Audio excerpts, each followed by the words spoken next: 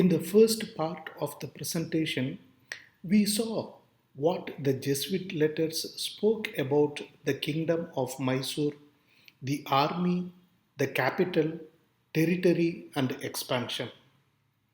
In this presentation, we shall see what the letters tell about the kings of Mysore, namely Kantira Narasaraja Vodayar, Dodda Devaraja Vodayar, and Chikka Devaraja Vodayar.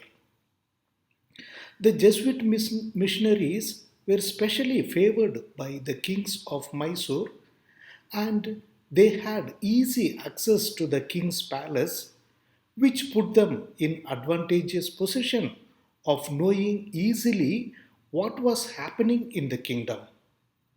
They visited the palace not only for official purposes like formal audience with the king, to treat infirmities of the kings and other dignitaries in the court, etc., but also for informal purposes in which the king and other royal family members had friendly conversations with the missionaries on various topics like religion, philosophy, politics, etc. Due to the liberal attitude of the kings, the missionaries in general wrote favorably about them, but at times they also criticized the king's religious practices and their lives, which appeared to the missionaries as unedifying.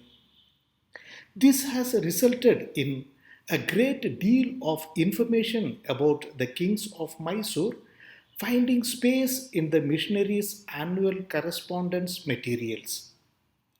It will not be an exaggeration to say that the Mysore rulers played a vital role for the survival of the Christian religion in the kingdom. It is true that at times the kings passed orders of expulsion of missionaries from the kingdom and persecuted the Christians. But they were all momentary, and soon the troubles ended. Coming to Narasaraja Vodayar, the missionary Leonardo Chinami provides us with a rare piece of information about the king's adolescence, which is not found in other sources. The missionary tells that when the king was still a boy, he fell out with his father and fled from his house. He traveled through many lands overtly and covertly and visited several kingdoms. Being a boy of great energy, courage, and acute intellect, he observed their rule, military forces, fortresses, soldiers, and wealth. After the death of his father, he returned home and spent some years accumulating more money and soldiers. Finally, Narasaraja sought the daughter of a neighboring king for his wife. But he was despised and humiliated as being a person of lower caste. The king of Mysore, feeling greatly for this insult, immediately took the army that he had collected and fought against his insulter. He not only took the girl he wanted to marry, but also imprisoned the king who disrespected him and annexed his kingdom. All local historical works do speak about Narasaraja Vodayar fleeing the house and spending some years without anyone discovering his identity. Therefore, what Chinami narrates in this report is probably true. But the local accounts do not mention anything that took place during this period except Narasaraja's victory over an invincible wrestler in Tiruchirappalli, whom he slew without letting his identity being revealed. But the other details which Chinami provides us, can fill the vacuum that Narasaraja's juvenile period has. Therefore, Narasaraja's dissension with his father and the other details surrounding his marriage are of special value provided to us by Chinnami. In the light of Chinnami's description and its resonance with other local traditions, what is lacking in the local traditions can be supplemented by the above information provided by Chinnami. War achievements of Narasaraja. We further learn that the king fought not only weak rulers but also with the strong ones, and in this manner he conquered 10 surrounding kingdoms within a short period of time. Even in the inscriptions, we see the above information being confirmed. The inscription Seringapatam 103, dated 1646, tells us that the king's power was so great that Vangas, Hunas, Konkanas, Saurashtras, Gurgaras, and Mlechas all feared to encounter him in war. We have already seen Chinami's description of the king's valor during the attack of Mustafa Khan. Even before arriving in Mysore, when Chinami was in Canara, he had heard about Narasaraja Wadayar, and there itself he had much admiration for him. His description of the king and the kingdom bears witness to this. These are his words. Now, there is another Kannada king, man of great power, experience, and who takes great delight in wars. This is the king of Mysore, whose kingdom lies between Kannara and Madurai.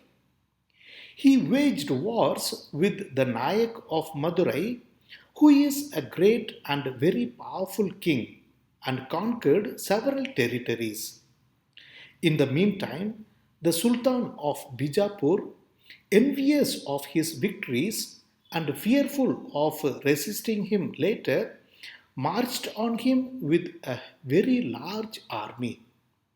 The king of Mysore resisted him with 50 elephants and a huge army. It was the king of Mysore who had the upper hand in most of the encounters. As a result, no one is able to resist the Sultan other than the king of Mysore. Missionary Simao Martinez too joins in praising the audacity of the king. He says, the king, called Narasaraja Wadayar, invincible and fortunate prince, and especially industrious, keeping the achievements of his ancestors before his eyes, decided to conquer as much as he could towards the east and the south. He did not want to be inferior to his predecessors, but desired to surpass their valor. After naming all the places he conquered, the missionary describes how the unsatisfied king wanted to conquer also the kingdom of Madurai. The king marched on Madurai, and as he went, he conquered fortresses, destroyed the places and everything that he found on his way, and reached the very gates of the capital. If the Nayak of Madurai had not besought the help of Bijapur army, the whole kingdom of Madurai would have been subjugated to Mysore. Mysore historian Hayavadana would have interpreted Madurai Bijapur alliance differently, had he had at his disposal the above information provided by Simao Martinez. From the missionaries' report, it is very evident that Narasaraja Vodayar was keen on conquering Madurai. On the other hand, Hayavadana Rao is of the opinion that the Mysore ruler was only attempting to maintain his status quo in the south and the southeast against the Mohammedans. By this, Hayavadana Rao was intending that the king of Mysore was only safeguarding his territories and not planning at the conquest of Madurai, and hence, according to the Mysore historian, it would have been better had the ruler of Madurai aligned with Mysore and repulsed the Bijapur forces in the larger interests of the ousted Vijayanagara Emperor Srirangaraya III than joining hands with the Bijapur Sultan against Mysore. Hayavadana Rao, on the other hand, is right in as much as he says that the Mysore Madurai alliance would have resulted in the re establishment of the Vijayanagara Empire, to which both the kingdoms were formerly tributaries. It would also have resulted in favor of all the three. But in the light of the Jesuit letters' information and with the changed circumstances and political scenarios, a Mysore Madurai cooperation would have hardly come through. This Madurai expedition of Narasaraja proved to be decisive in his life. Though the king of Mysore was not victorious, he was feared by all the kings to such an extent that after the above feat, other than Bijapur Sultan, no one dared to wage war against Mysore. The missionaries' description about the virtues of the king. Chinami considered the many victories and the wealth of Narasaraja Vodayar as a positive sign and interpreted it as an indication of God preparing the way for the arrival of the Christian religion in Mysore. In the same way, the virtuous life of the king too was considered favorable for the religion's cause. In his eyes, the king was an enemy of violence, injustice, and theft. He severely punished such crimes among his ministers and his vassals and was not indulgent in sensual pleasures. The local source too agrees with the missionary by stating that in the land of Narasaraja, falsehood, theft, injustice, deception, etc., could not find a place. The king's charitable acts and benevolent munificence distinctly stand out, supported by concrete examples in the Jesuit accounts. The king used to be the first one to make reverence to any learned man or servant of God who appeared before him and always bestowed sufficient gifts to provide for his whole life. Chinami had heard from people that the king gave food to 6,000 Brahmins on a daily basis, and some others put the number as 16,000. This was excluding the large number of endowments to many sannyasis, vodayars, jangamas, and similar other groups, among whom many had received even 2 to 3,000 temples. Though this sounds like another praise of the missionaries showered on their patron, the details have local support as well. Hayavadana Rao's observation supports the missionary account when he mentions that the king set up feeding houses throughout his kingdom and performed innumerable deeds of charity, such as the celebration of marriages, thread ceremonies, etc. Memory of Narasaraja Vodayar. The annual letter of 1667-1668, written exactly 9 years after the death of Narasaraja Vodayar, describes how the memory of the late king was still prevailing in the minds of the people and how they were showering great veneration for their deceased king even after so many years. Here are the words of the missionary. Narasaraja Vodayar was the one who began with great splendor and gave a name to this kingdom with great expansion, and for this, even today, he is ignorantly venerated in his ashes with the name Narasimha Devaru or the Lion God. Given the tendency of the missionaries to exaggerate the matters, the above observation of the missionary may appear a misinformation at the first glance. This skepticism arises also due to the fact that shallow knowledge and prejudice in religious matters often made the missionaries susceptible to mistake things. Lord Narasimha, being one of the deities of the Indian religious system, his veneration in the temples could have led the missionaries to misread it as veneration given to the king who bore the same name. However, what Govinda Vaidya has written only affirms that the missionary could not have been wrong. The court poet, speaking about the birth of the king, tells that the king was an incarnation of the Lord Narasimha because of a vision which the king's mother had before she conceived him.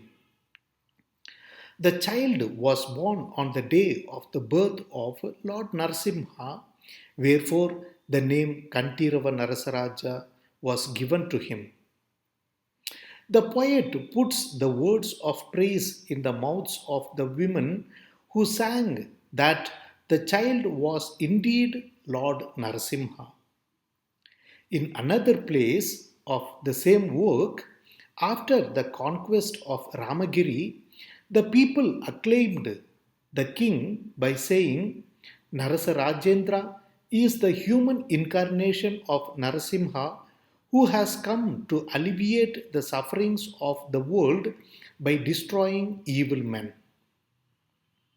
Added to all these, an inscription dated 1647 mentions that Lord Narasimha, being pleased with the worship of Chamaraja Vodayar VI, the father of Narasaraja Vodayar, gave a boon that he himself would be born in his family.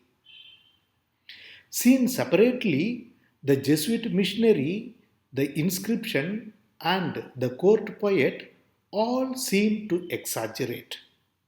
However, when we read them in the light of the victories the king had achieved and the goodwill he enjoyed in the eyes of the missionaries, what the Jesuit materials say about the great veneration given to the king even 9 years after his death becomes credible.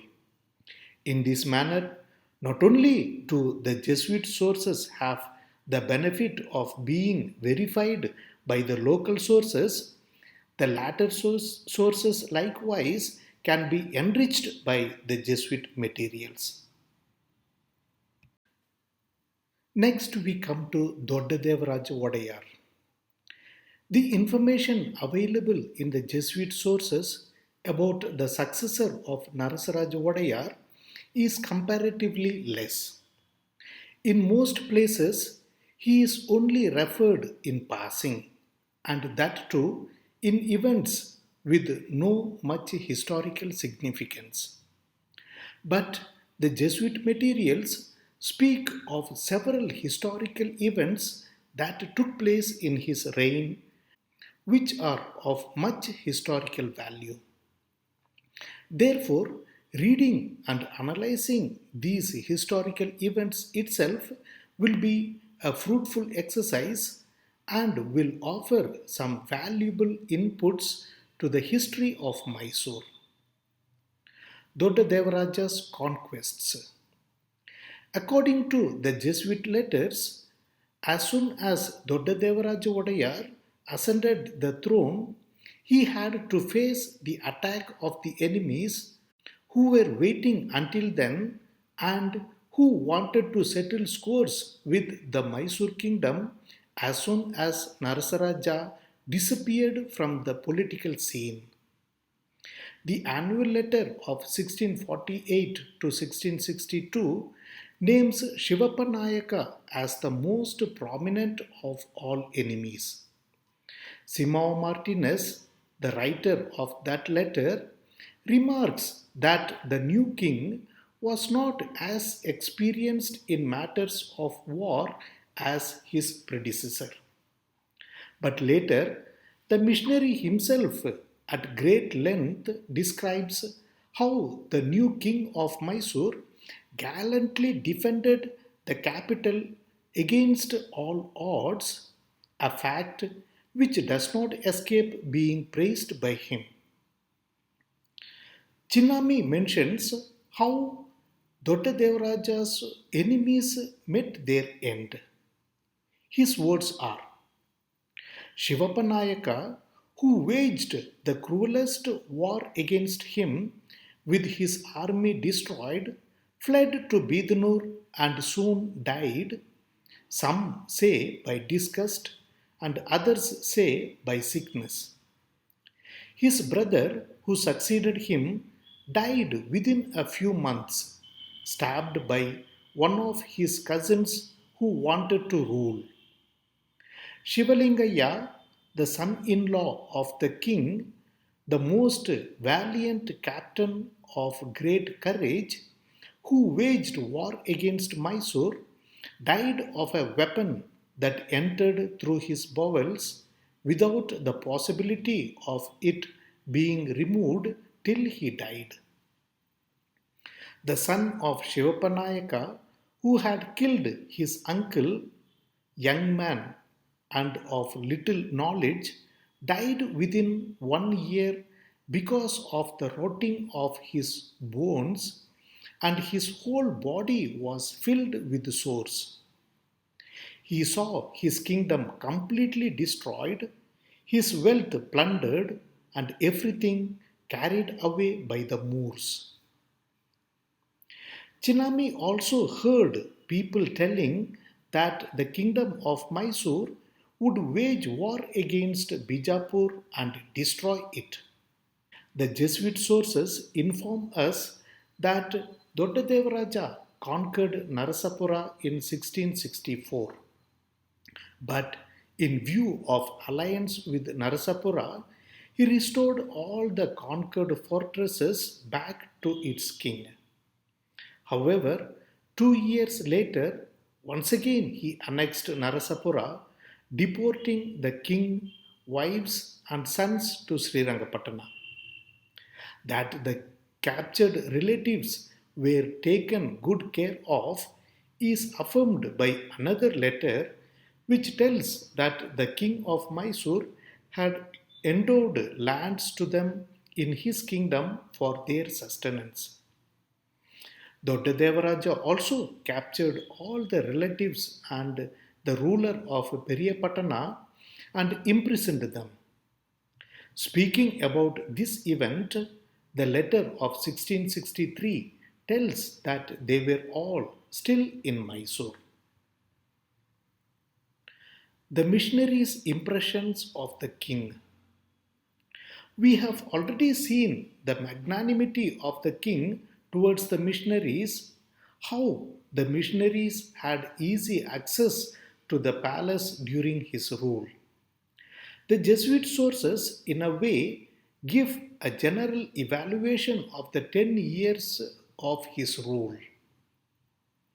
A kingdom that had no name a few years ago is today so well known and respected because the same Turk, who is respected and feared for his superiority of his forces by all the kings of this region, respects the king of Mysore, and with a political dissimulation, the Turk appears to be happy and friendly with the king of Mysore.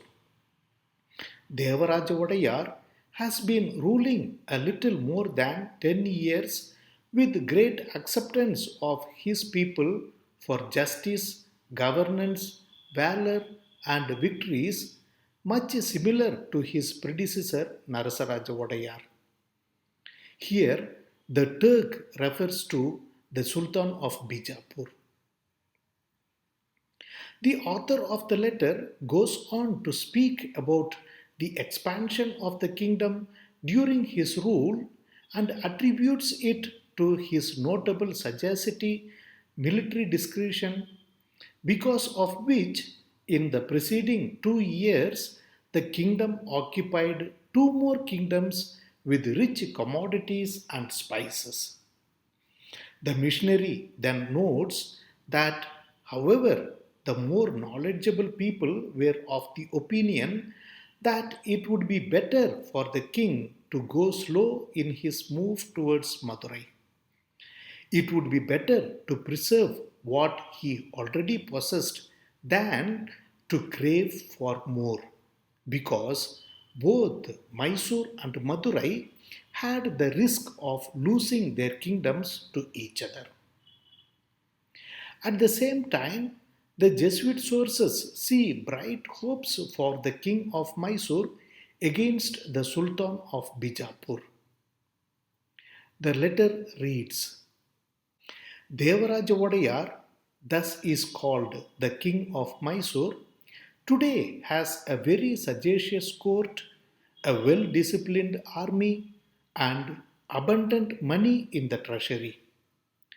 Any one of these three things would be enough to overthrow even the courageous Alexander, like whom is the Sultan of Bijapur, who always succumbs to his own ambition. But when all the three are together, it will be a huge force.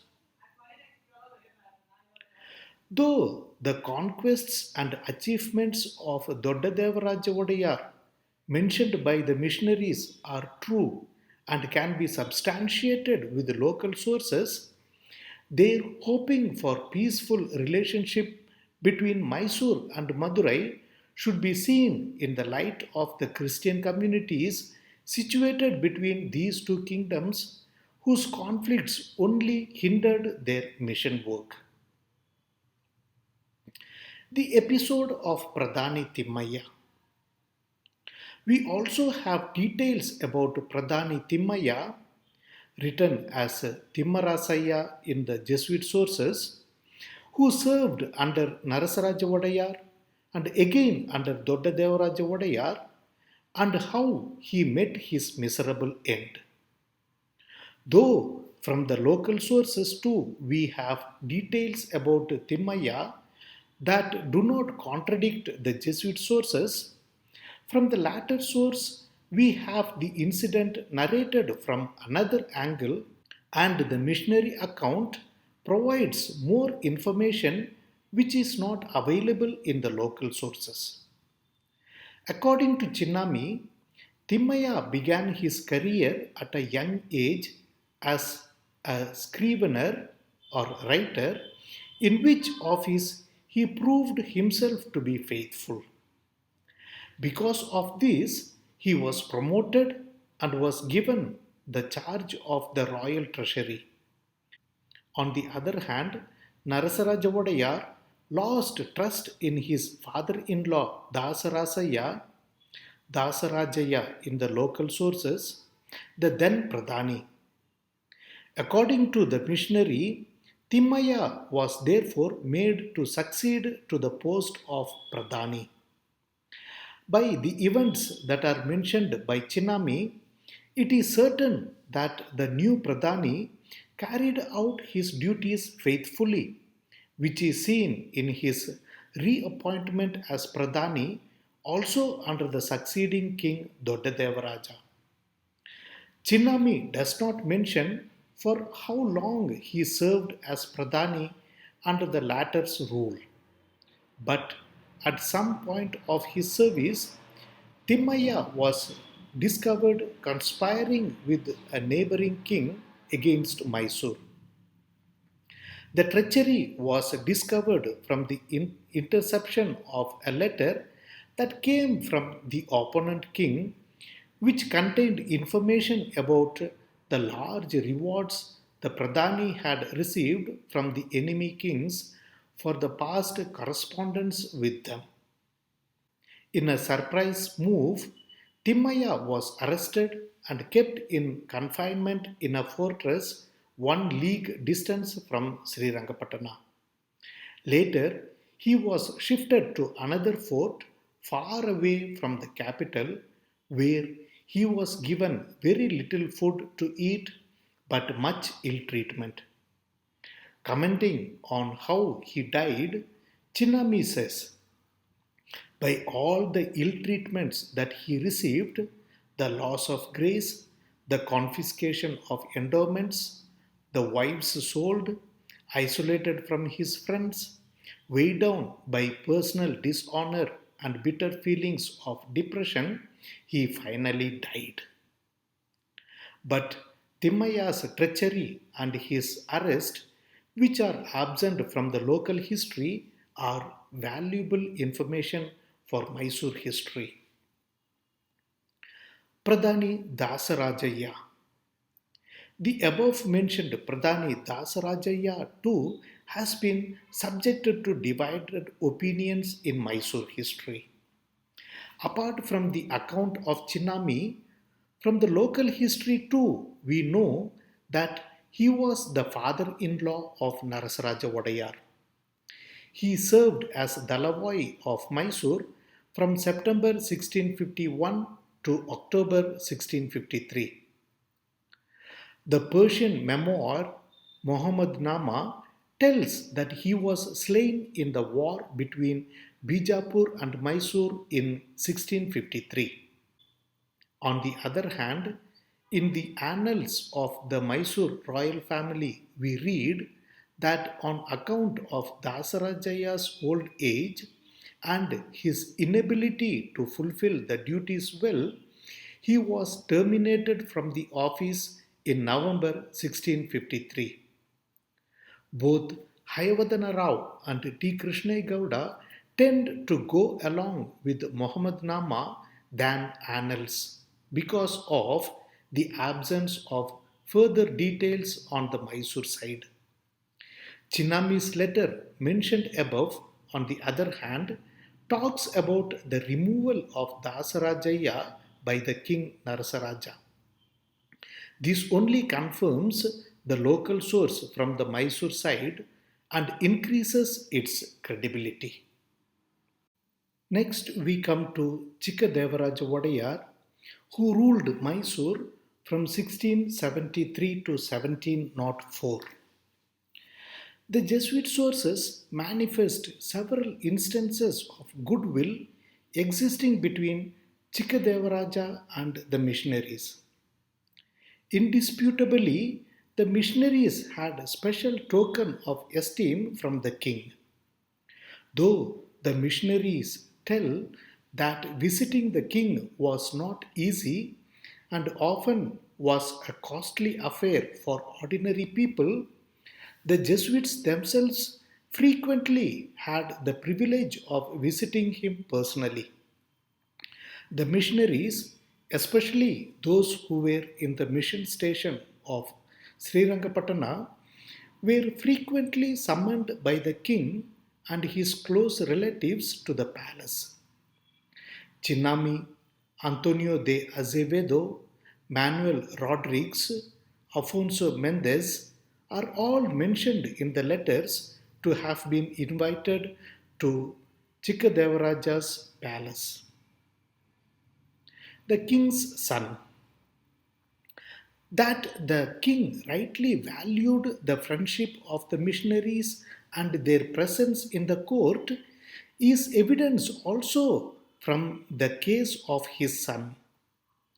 Though the instances of the missionaries dealing with the king's son are narrated with much religious sentiment and overestimation in the accounts, yet one can discover the special way in which the missionaries were treated and respected in the court.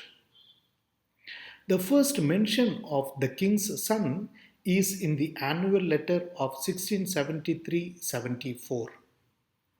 When the little son of the king was ill and all the physicians were unsuccessful in curing him, the missionaries were called to find a remedy. Though Chinami and later Antonio de Azevedo attended to the summons, we are not told about the nature of the illness and whether the missionary cured him or not. The annual letter of 1679-83 again mentions about the summoning of the missionary. In all probability, this time it was Afonso Mendez by the king. But this time we are told that the missionary was called to give speech to the only son of the king who was dumb. However, we learn that the missionary was prevented from visiting the son by the Brahmins who took the responsibility for obtaining his cure into their own hands. We have the repetition of the scene in 1699. At this time, as the missionaries were being released after their 13 months of incarceration, the king again asked them to pray for his son to regain his faculty of speech. But even this time, the Brahmins intervened, and as it happened at earlier times, the missionaries' efforts were thwarted by the following manner. Thereupon, the Brahmins requested the king for a period of 48 days, which among them are particularly superstitious and most severe, that we generally call hard penances, and spent each day around 80 scudi of money. When the time was finished, they became only poor.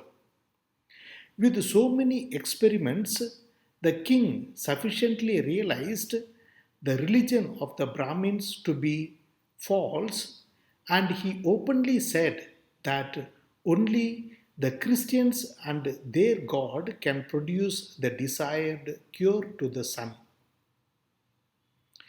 Till the end, the king's son did not gain his faculty of speech. In spite of these blown up details, what is certain is the favorable attitude of the king which the missionaries enjoyed. It is further confirmed by several instances of the king rescuing the missionaries from their troublemakers. Favors received from the king. It is encouraging to see what the Jesuit sources say about the privileged position the missionaries enjoyed in the eyes of the king. We read in the Jesuit letter, "We should esteem much the benevolence with which the king of Mysore treats our missionary priests, and we should pray to God, in whose hands are the hearts of the kings, so that he may inspire him to follow his holy law, because only in this manner we can compensate the great love that the king shows to us. Besides receiving the missionaries in the palace with much kindness, he converses with them over the mysteries of our holy faith with great interest. He severely reproves the teachers and leaders of his false religion in public for not having enough knowledge to answer the questions that our fathers posed them about the divine law. What the above letter claims about the favorable attitude of the king was actually proved in the same letter. When the Haridasas were going around troubling the Christians, the king issued an order that guaranteed safe conduct of the Christians. It read, all those who robbed or of such manner ill treated any Christian would be imprisoned for life without acquittal. Burdensome and extracting taxation. From the Jesuit sources, it is too evident that the king introduced a new taxation after the War of 1682 with Madurai. This is how the sources give us the circumstances. The execution of a tribute which the king imposed on all subjects for the expense of wars of 1682, in which the amount of the tribute being exorbitant, many lost their possessions. Those who were not able to pay the required amount were beaten up and were cruelly wounded, paying in this manner through batters what they could not pay through money.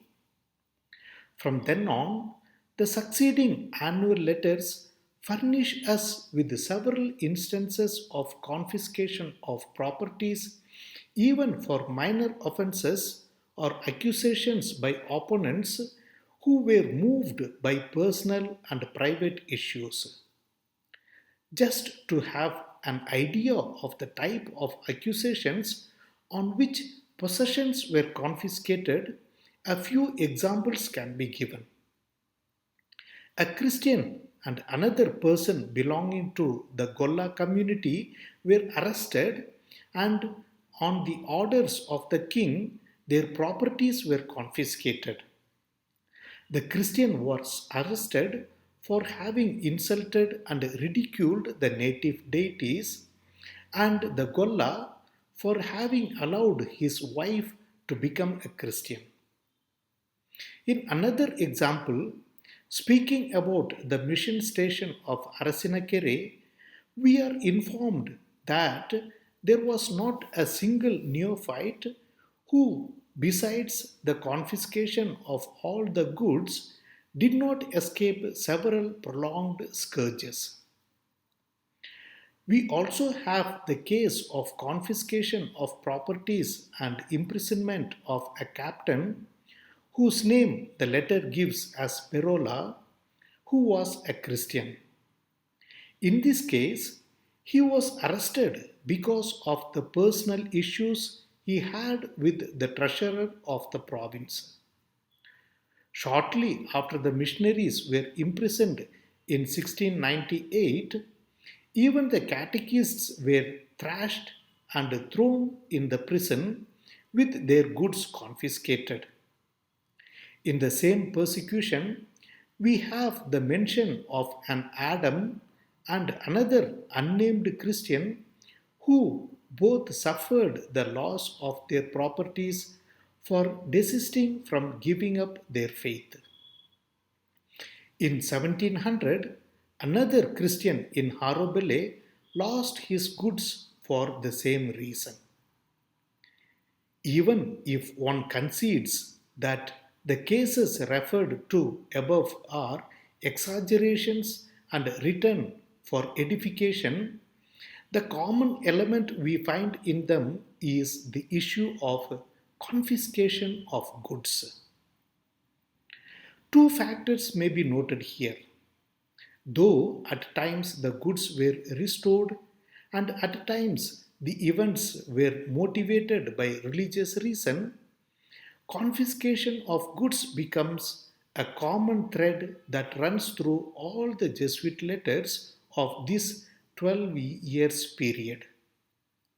Secondly, though we witness mostly the cases of Christians losing their properties, these troubles should not be seen as faced only by the Christians or as the taxation imposed only on the Christians.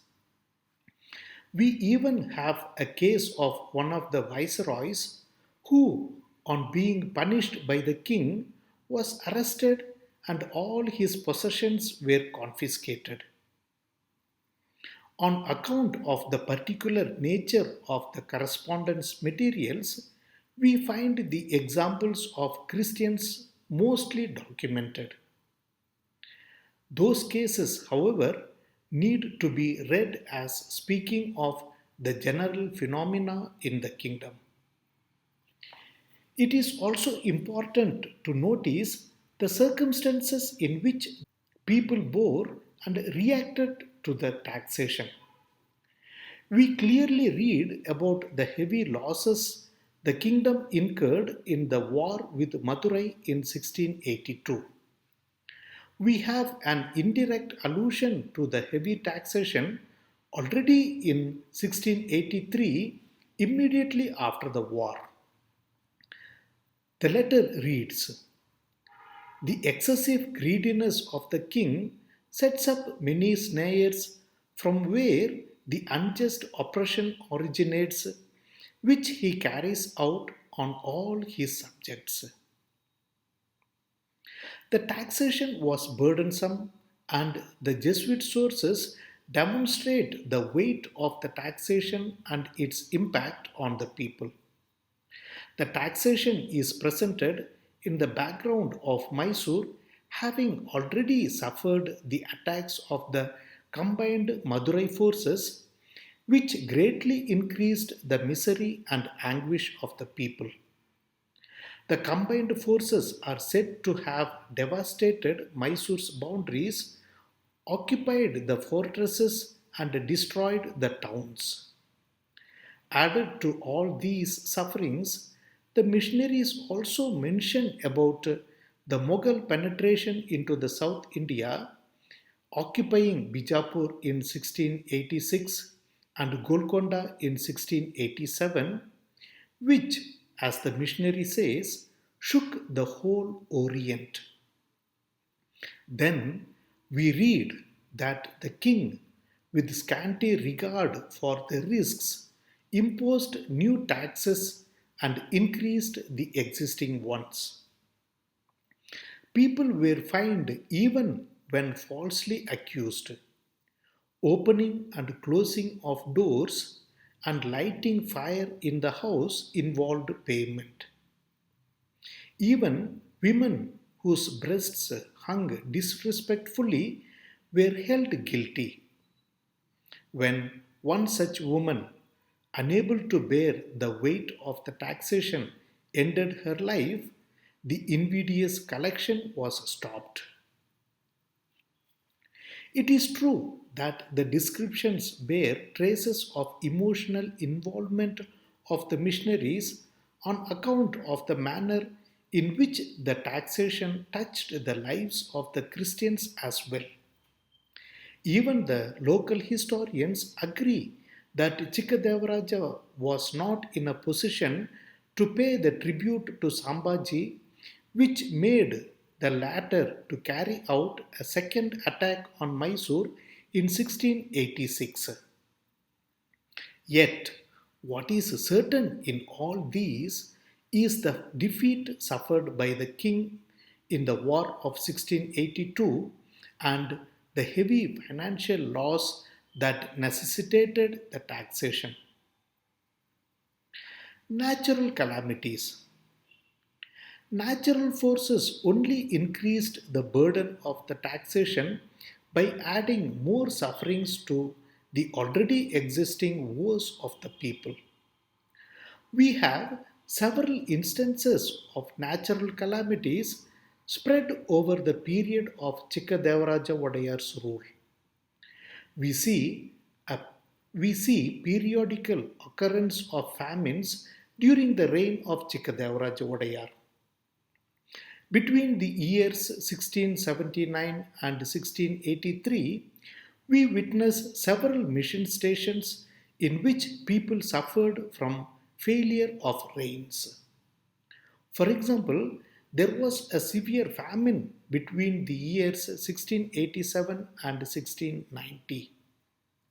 We read that the people fed themselves on unaccustomed leaves and other mundane things. When even the last means of sustenance was exhausted, people threw themselves in jungles, rivers, and caves that became their sepulchres. Some others sold their wives, children, and even themselves. The missionary sources mention even of mothers who, unable to suffer hunger, devoured their own children. Such were the harsh circumstances in which the taxes were being collected. The annual letter of 1691 1692 presents a situation of drought in a village. People believed that the village gods fled, taking along with them also the rains, and that the gods would not return to the village as long as there was a church in it. In 1697, there was yet another failure of rain, which caused the arrest of Manuel de Sousa, who was considered to be the cause. The Jesuit letters of this period report also regular cases of epidemics which not only victimized the people but also took toll of the cattle, the main pillar of agriculture. The years 1679 1683 report a cattle epidemic in Kalamangala mission station. In 1686, another epidemic was reported in Satyamangalam mission station. In 1705, though 1 year after the reign of Chikkadevaraja Wadayar, the mission stations of Satyamangalam, Yelamangalam, Anekal experienced spells of epidemics. During this time, we are told that an entire village in Anekal mission station was depopulated because of the deaths of the inhabitants on account of the punishment of the village god. But we can confidently assume that the deaths were caused by serious epidemic. From the Madurai mission sources, it is possible for someone to question the credibility of the above accounts of the Jesuit missionaries of the Mysore mission by interpreting it as attempts of the missionaries to tarnish the name of the king. But we have another independent source, the annual letter of the Madurai mission, written by Luis de Mello in 1686, which too speaks of the heavy taxation imposed by the king of Mysore and the subsequent revolt by the people in the province of Satyamangalam. The missionary has this to say: finding himself very much constricted by the wars that Sambhaji had carried out through the provinces of the west and conquered them, the king of Mysore burdened the eastern provinces, which were left with extraordinary taxes. Unable to suffer much injustice, the inhabitants of these provinces incited the people against the king and his ministers, and they selected two chiefs as leaders from the two sects of Vishnu and Shiva.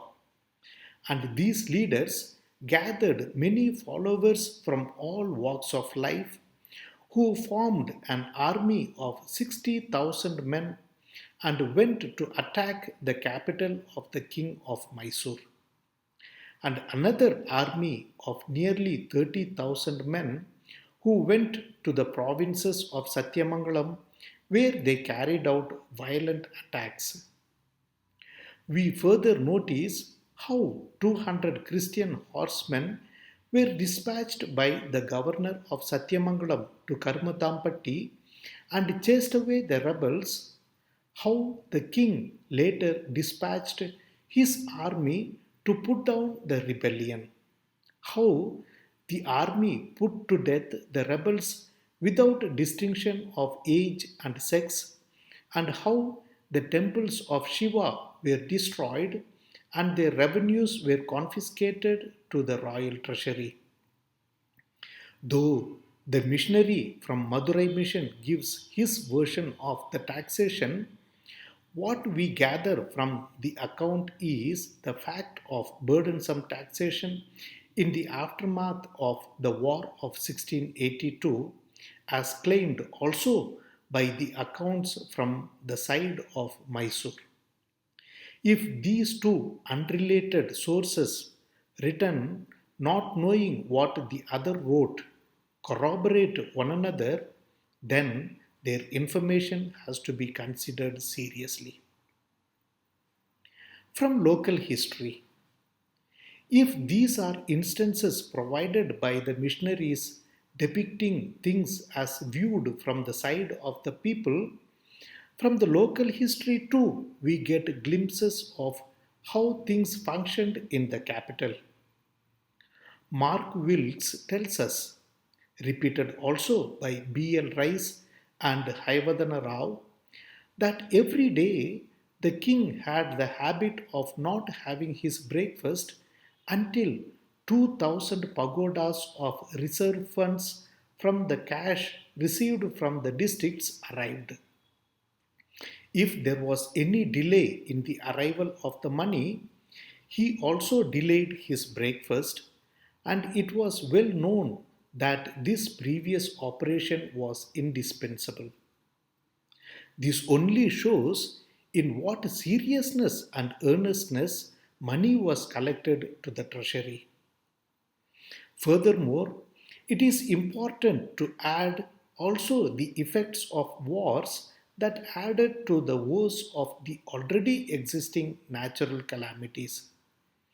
It is enough to recall here only the important elements such as heavy loss of lives, destruction of fields and cattle on account of marching of armies, arson of houses, fields and crops, depopulation of entire villages, and dispersal of population, all of which took place on account of wars.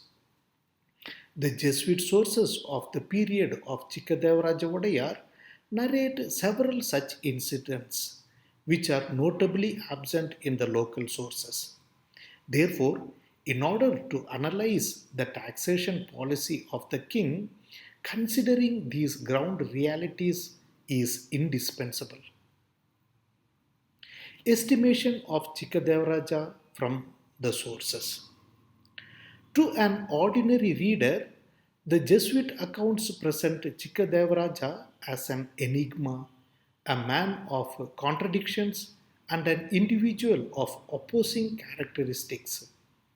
At times, he is presented as a benevolent king, and at other times, as cruel, unreasonable, ambitious, greedy, and avaricious person. Not infrequently, he presents himself as very friendly with the missionaries, and then unexpectedly he orders their arrest, exile, and confiscation of their goods. Later, he recalls them from exile and releases them from imprisonment. At the same time, he appears as a despot who unreasonably burdened his subjects with excessive tax. All these elements and paradoxes make of him a personality difficult to understand, even to the extent of questioning the reliability of the very accounts that contain this information. It is true that Chikkadevaraja Odayar was an ambitious ruler who wanted to continue the expansionist policy of his predecessors and, above all, to fill in the vacuum created by the weakened Vijayanagara Empire, which was in its last days. His desire to conquer more territories has already been seen in the War of 1682 with Madurai. In one of the friendly discussions that the king had with missionary Manuel Rodriguez over maps, he clearly manifested his desire and ambition. The king reached up to Manuel Rodriguez and, taking the map, asked him about some things that were outlined. He rejoiced much to hear the names of the cities and kingdoms which the father read out, and the king made efforts to repeat them. The king was surprised a lot to learn that there were many kingdoms on earth which were outside his kingdom, and he felt sad as if another Alexander about not having become their ruler. The local literary sources and inscriptions all glorify the king for the great victory over Madurai and present an ideal situation for Mysore. But they are not the best places where one can discover the ground realities of this war. The Jesuit accounts on the Jesuit accounts paint a more realistic picture about the state of affairs of the war. The Mysore kingdom and the army indeed suffered heavy losses in the wars.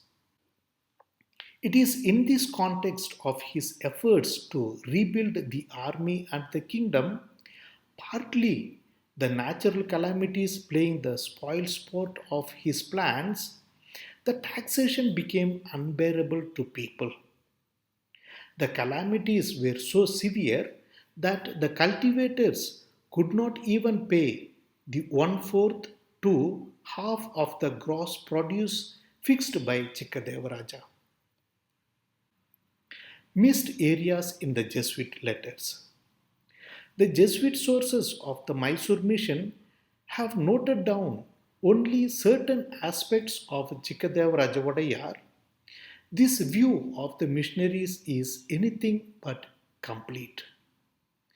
This is only one particular window through which the missionaries viewed the king.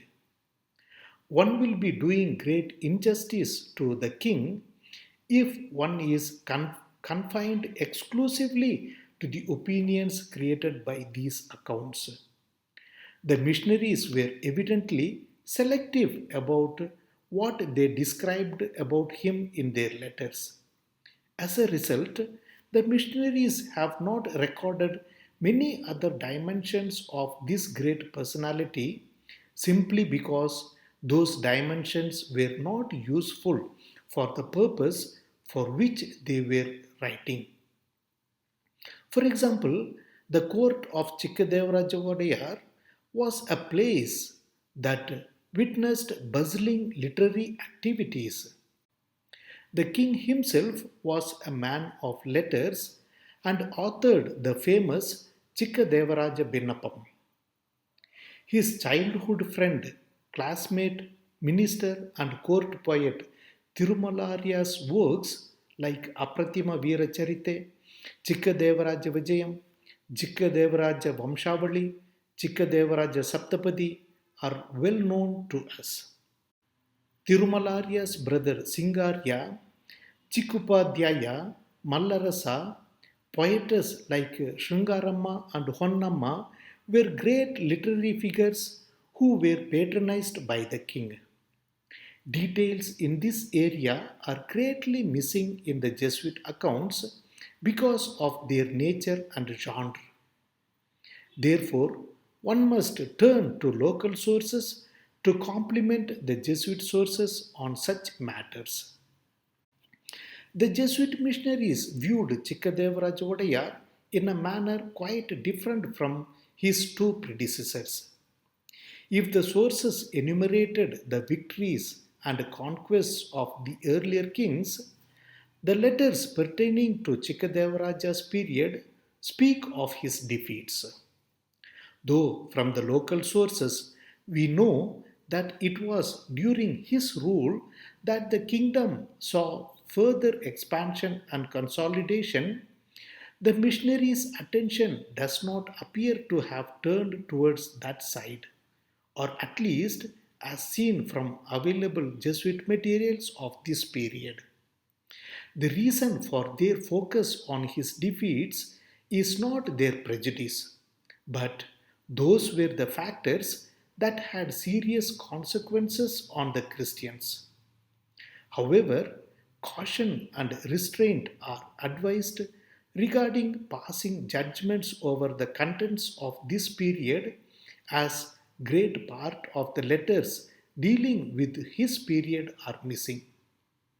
Sometimes there is an urge among the historians to cast people in one mold, not realizing the complex nature of human behavior.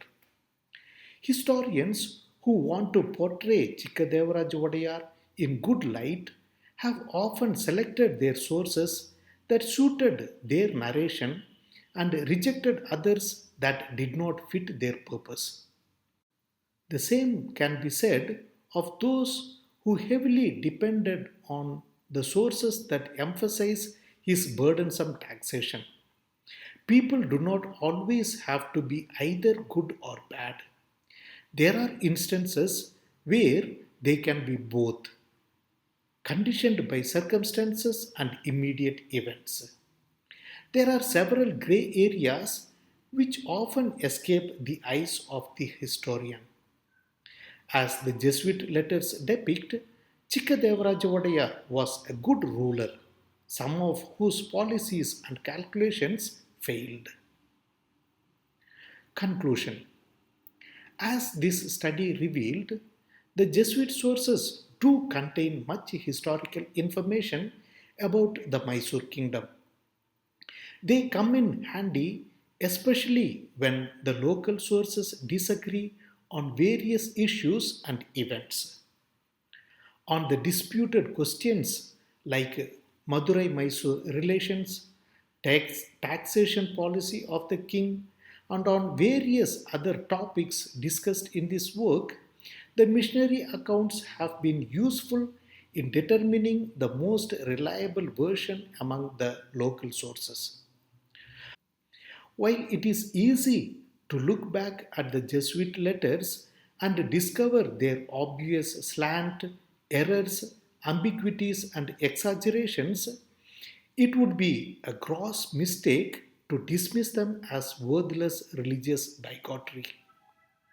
Although the missionaries demonstrated a hostile outlook to the Indian religious traditions, the strength of their convictions in their own religion and a burning desire to effect conversions led many of these authors to undertake careful research of the land, people, customs, traditions, and the past in order to buttress their cases. At the micro level, this study has explored only the Jesuit sources of the 17th century history of Mysore.